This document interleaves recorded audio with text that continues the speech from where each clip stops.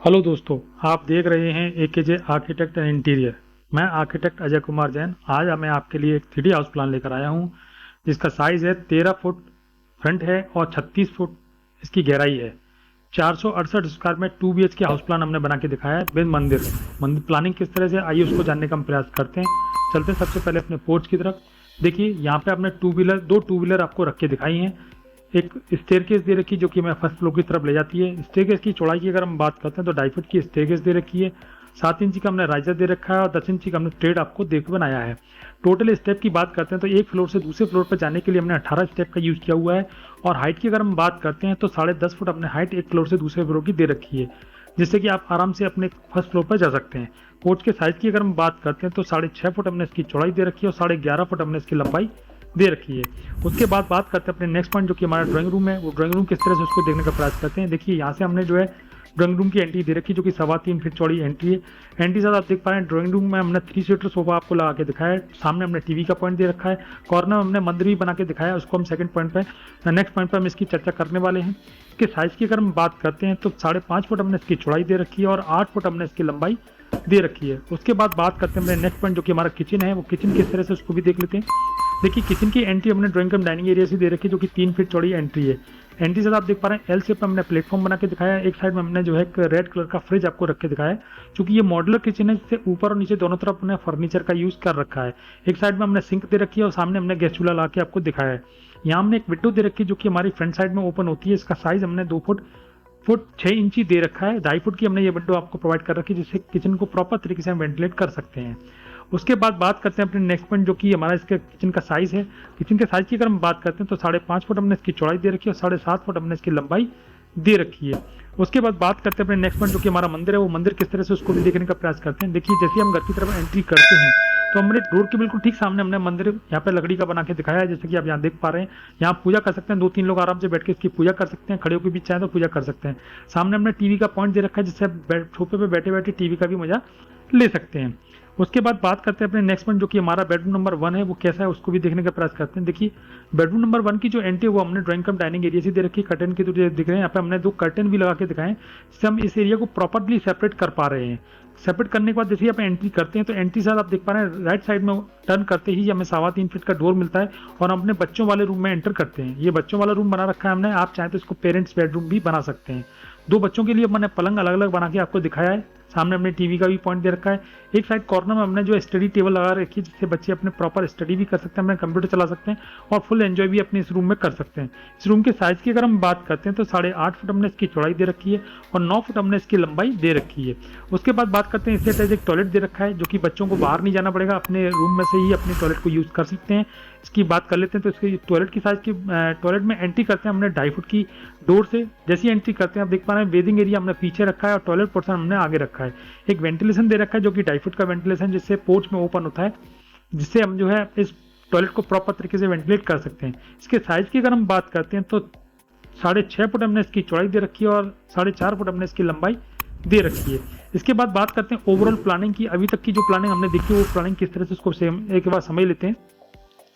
देखिए यहाँ से हमने अपने पोर्च की एंट्री दे रखी है जिसमें हम 2 व्हीलर को आराम से पार्क कर सकते हैं। स्टेयरकेस दे रखी है जिससे हम फर्स्ट फ्लोर की तरफ जा सकते हैं। एक एंट्री दे रखी है जिससे हम अपने ड्राइंग कम डाइनिंग एरिया में एंटर करते हैं।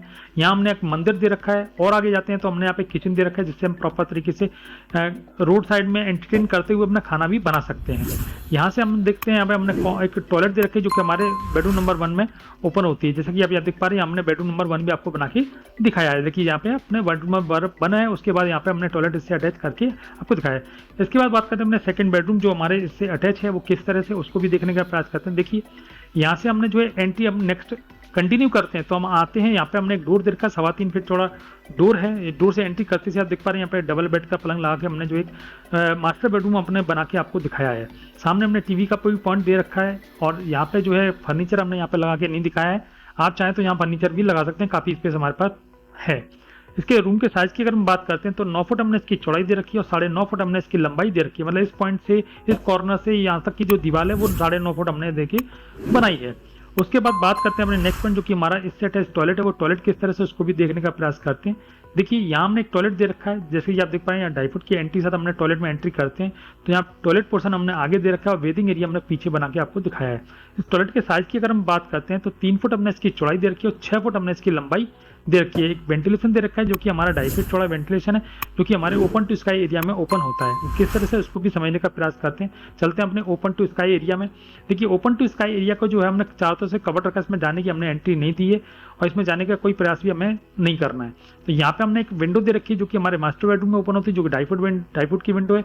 एक हमारे जो है बच्चों वाले बेडरूम में भी हमने एक विंडो दे रखी है जो कि बेडरूम नंबर 1 है, वहाँ पे भी हमने 2.5 फुट की विंडो दे रखी है। एक वेंटिलेशन दे रखा है जो कि हमारा 2.5 फुट चौड़ा वेंटिलेशन जो कि हमारे टॉयलेट में ओपन होता है। इस टॉयलेट की ओपन एरिया की साइज की अगर हम बात करते हैं 3 फुट हमने इसकी लंबाई दे रखी है और 3 फुट हमने इसकी चौड़ाई दे रखी है।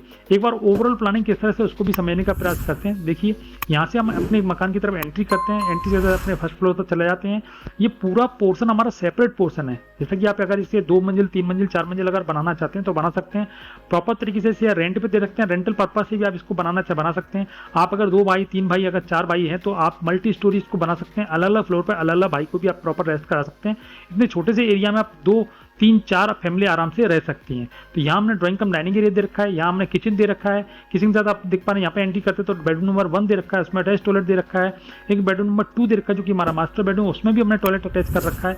एक हमारा वेंटिलेशन के लिए हमने ये तीनों चीज़ों को मतलब एक बेडरूम नंबर 1 2 टॉयलेट को प्रॉपर वेंटिलेट करने के लिए हमने जो है ओपन टू स्काई एरिया भी आपको यहाँ पे बना के दिखाया है। तो यहाँ से हमने टोटल ओवरऑल प्लानिंग आपको बना के दिखाई है। एक बार इसकी कंस्ट्रक्शन कॉस्ट की भी बात कर लेते हैं। देखिए इसकी कंस्ट्रक्शन कॉस्ट की अगर हम बात करते हैं तो यहाँ पे हमने जो है मात्र 6 लाख रुपए में ये पूरा मकान बना तैयार करके आपको दिखाया है। इसमें हमने जो है फ्लोरिंग है, आरसीसी वर्क है, ब्रिक वर्क है, आपका जो है कलर है, आपका डोर है, विंडो है, मेन गेट है, ये सारा कुछ आपका जो है मात्र 6 लाख रुपए में तैयार हो जाता है। इसके अलावा जो फर्नीचर है वो फर्नीचर हमने इसमें इंक्लूड नहीं किया है। आप चाहें तो इसका फर्नीचर अलग से आप बनवा सकते हैं, उसकी कॉस्ट आपकी 6 लाख से बाहर आएगी। इसका 2D मैप लेना चाहते हैं तो साइड में मैंने डिस्क्रिप्शन के लिए लिंक दे रखी है, वहाँ से जाके इसका 2D मैप डाउनलोड कर सकते हैं। इसके अलावा आप अगर अपनी साइज का 3D बनवाना चाहते हैं तो मैं वीकली वोटिंग ओपन करता हूँ, वोटिंग में जाके अपना वोट दें। अगर आपका साइज़ वहाँ अवेलेबल नहीं है तो मुझे मेरा अपना व्हाट्सअप नंबर यहाँ डिस्प्ले दे रखा है, आप मुझे अपना व्हाट्सअप भी कर सकते हैं, वहाँ मेरे को आपका अपना साइज़ बता सकते हैं जिससे मैं आपके लिए 3D बनाने का प्रयास करूँ। मेरा वीडियो देखने के लिए बहुत बहुत धन्यवाद। नमस्कार।